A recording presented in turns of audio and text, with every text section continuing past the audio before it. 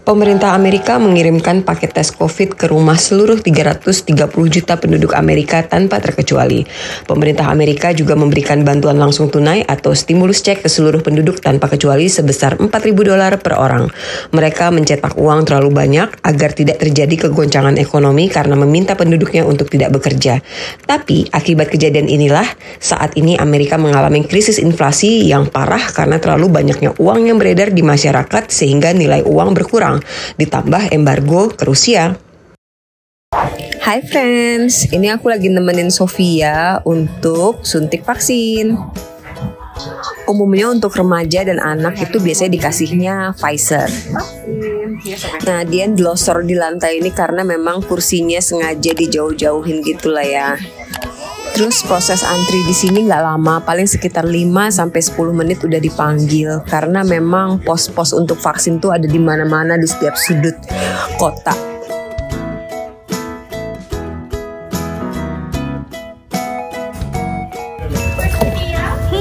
Coba dipanggil. No.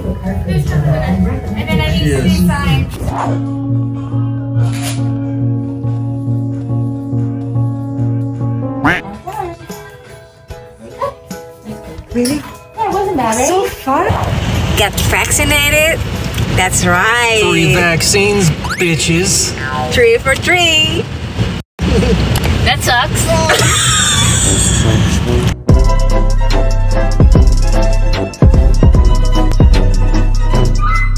Hi, how you doing guys? Welcome back to my channel, Alina di USA.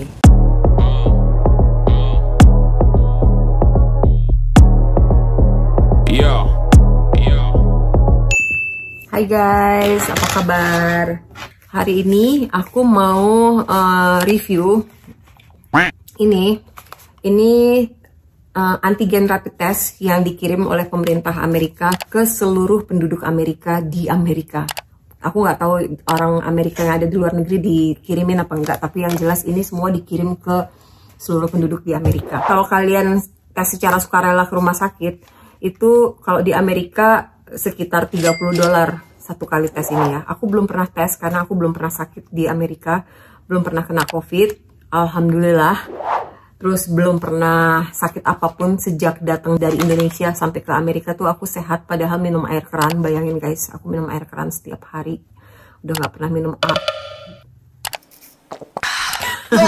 gitu kan. Tapi aku sehat, alhamdulillah, mungkin karena nggak ada polusi dan segala macem gitu. Ini datang, dan jika kalian ngerasa sakit, kalian bisa coba tes pakai ini gitu. Tapi karena aku nggak sakit, aku nggak mau buang-buang ini, walaupun ini gratis ya, dikirim sama pemerintah Amerika.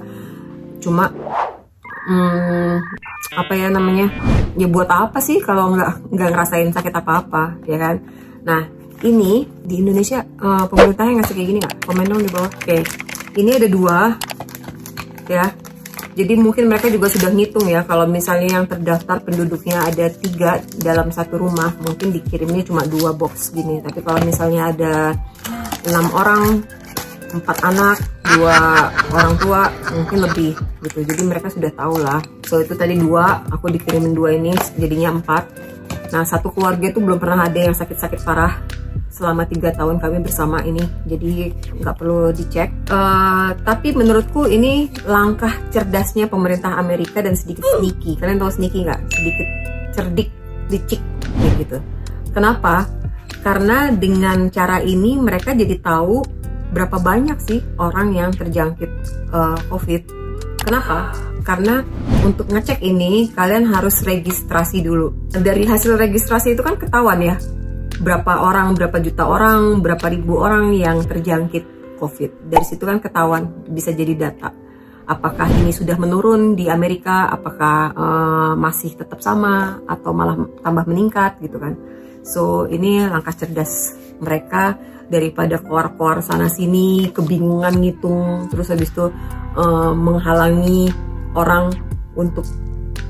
Aku agak marah sih sebetulnya, karena aku sudah 3 tahun nggak bisa pulang ke Indonesia guys, gara-gara pertama waktu 1 tahun ya nggak penting ya untuk pulang. Di tahun kedua tuh udah kena COVID udah di mana-mana, semua sudah ditutup. Padahal kami pengen pulang pada saat itu. Aku udah nabung Terus di tahun ketiga aku berharap COVID itu sudah mereda. Di Amerika ternyata sudah mereda, alhamdulillah. Tapi di Indonesia masih aja terus, gitu kan.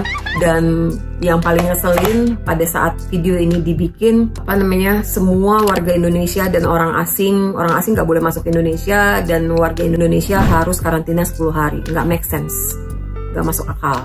Karena kita sudah divaksin, bahkan sudah booster vaksin 3 kali gitu loh, intinya udah 3 kali disuntik.